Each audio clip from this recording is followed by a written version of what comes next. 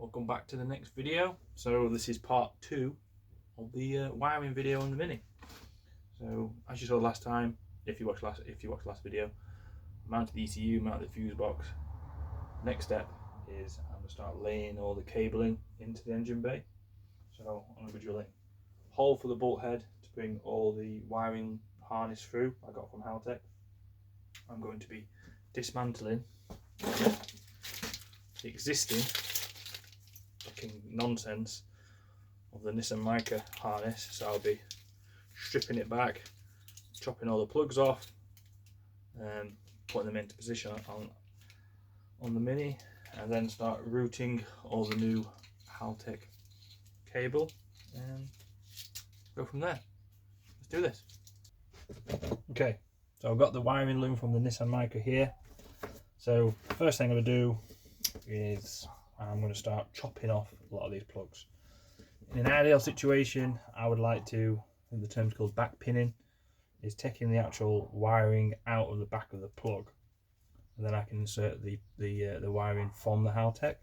But I'll be honest, I'm not sure how to do that with these. So, well, I'll do some more research maybe I can, but initially I'm just going to cut all these off with a significant amount of free length there, so I can splice it on if I need to. So I'm going to strip this all down, and then I'm going to do it bit by bit. So like this one, for example, there's a cam position sensor. This one is a cylinder 1 coil, the spark plug there. So I'm going to do it bit by bit, take a bit off, make a pile, and then bring it onto the engine. So I'll set a time lapse going, because I imagine this is going to be boring as shit, with some decent tunes in the background. So let's go.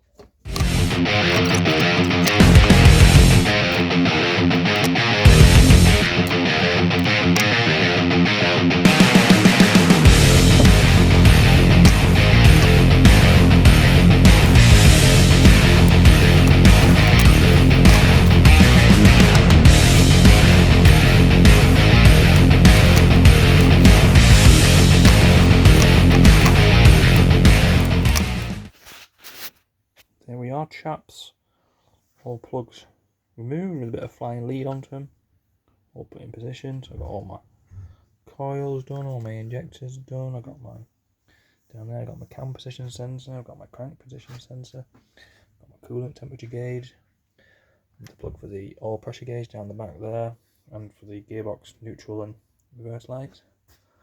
I am so happy with my past self that I bothered to lay all this up. Otherwise that'd have been a bit more of a nightmare. Yep, so next step, I'm going to drill a hole in here. I'm going to bring the Haltech wiring harness through. Okay, so just taking a quick break from some of the wiring stuff, and I'll just go through some other tasks I've just had to do.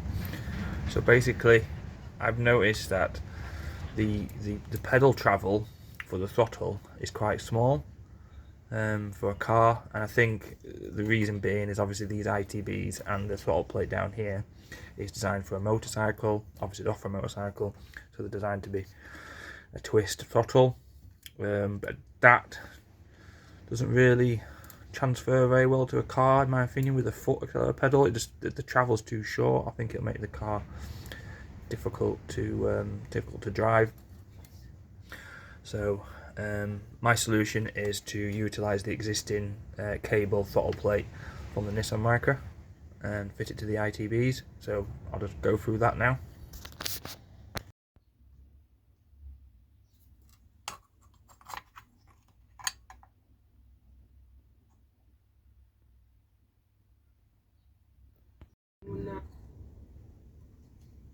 So I welded on the, I don't know what you call this actually, but the throttle plate,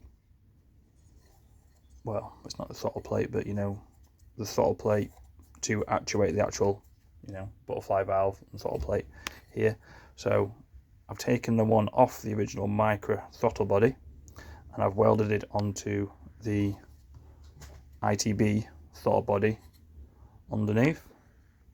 Okay, some very tasty welds. There's 2 spot welds there, that should be enough.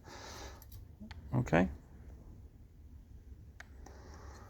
So that should have the desired effect, where I'm increasing the radius of the circle from the center point to the outer edge. Previously it was here, now it's here, so it's increased. That's going to increase the circumference.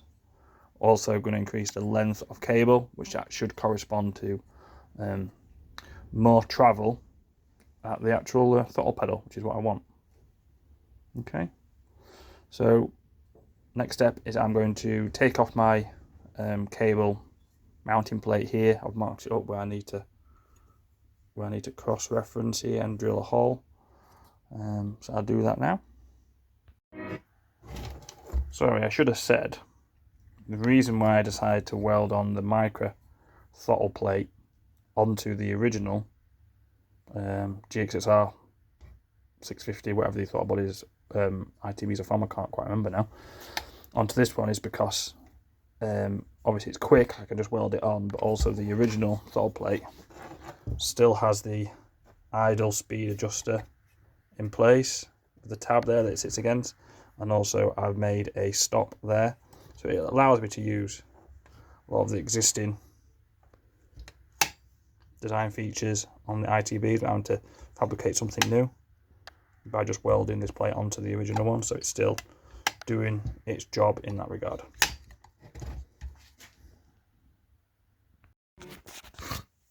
Okay, so got my new throttle plate from the Micra welded on, as you saw in the previous video. I've got my new bracket to mount the cable. I've got a new cable there, the new length. It's all hooked up. And I'll show you the result. I need some light. 1 second. The fuck is my light gone?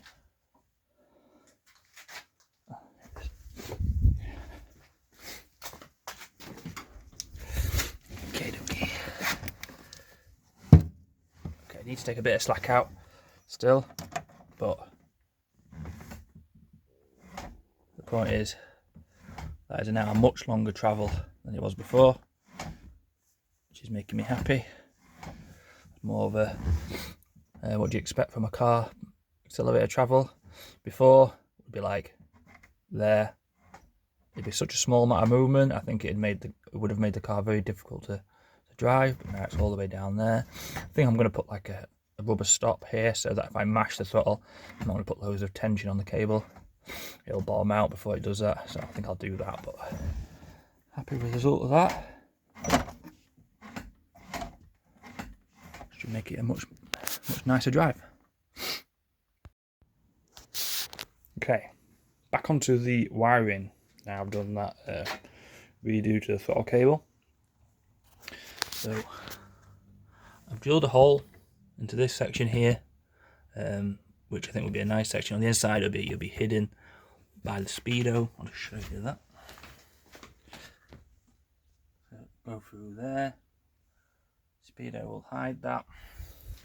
So I've walked through all the new wiring from this universal loom from Haltech. Brought it through here and just laid out. As you can see, this being a universal loom is for accommodating much bigger cars than the Mini, so I've got way more cable length than I need. But never mind. That's all through now. So my next step is to go through this, figure out what wire does what, and then route it in the general position where they need to be. So for the injectors, for the coils, for the injectors, etc. Okay, I'll get cracking with that. Okay, trying to make sense of all this chaos. So what I've been doing, I've been going through the wires and just putting, let's say, wire in the right location. So for example here I've got all the wires for the ignition coils, that's each of the trigger wires, and then also the switch power for the coils. So that's there, that's laid out. And it doesn't look like it, but I've laid out the wires for each of the injectors, there and there. Okay, got some extras here because this wiring harness, I think it can support up to 6-cylinder engines, where this is only a 4, so I've got a few extra wires I'd have to cut off. And now I've just laid out this one here, which I completely forgot about, is my intake air temperature sensor wiring. So the standard Nissan has a mass airflow sensor with an integral intake air temperature sensor. So with me going to ITBs, moving the mass airflow sensor, I don't have the intake air temperature sensor no more. So I'm going to have to build one in, because it's a crucial requirement for the ECU to run properly. I'm not sure where to mount one. It's going to have to be something a bit custom, because I haven't got much room in any of the intake ports to put one in. I have to do a bit of research. The most appropriate place to put an intake air temperature sensor on an ITB car.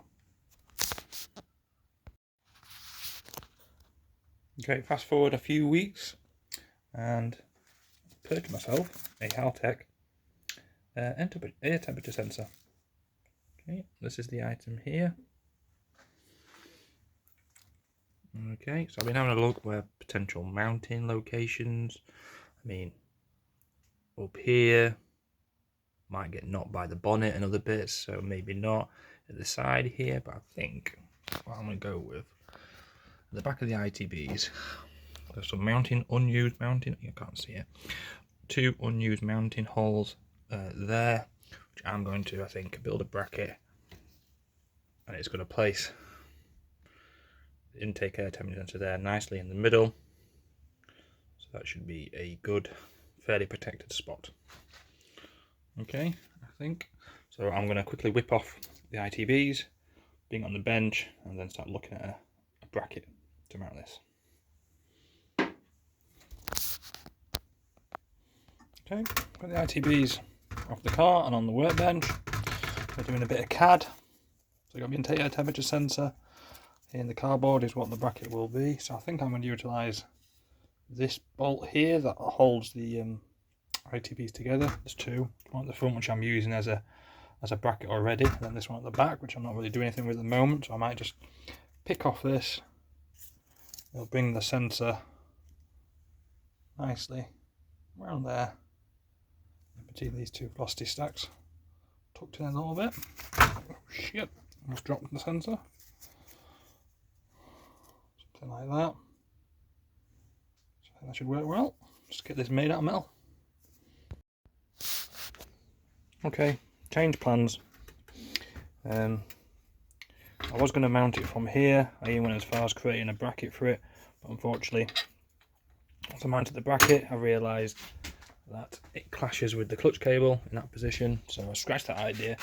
So I've decided on a side mount position for the intake air temperature sensor. So I've just created this bracket here, which mounts in two points there. The air temperature sensor will go there. Nice position, I think. Should give a good reading. And it's on the left side here, so I think that should be okay. I can't imagine being much heat gain from other areas there.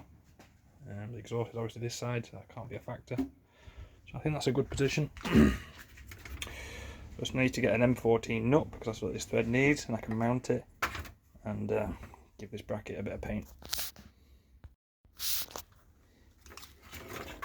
There we are, painted and installed. Let's get quite a chunky M14 nut for it, and a spring washer. There we are, installed. I think it's a good position. I think it should have a good reading there. Right, let's get these ITBs back on the engine.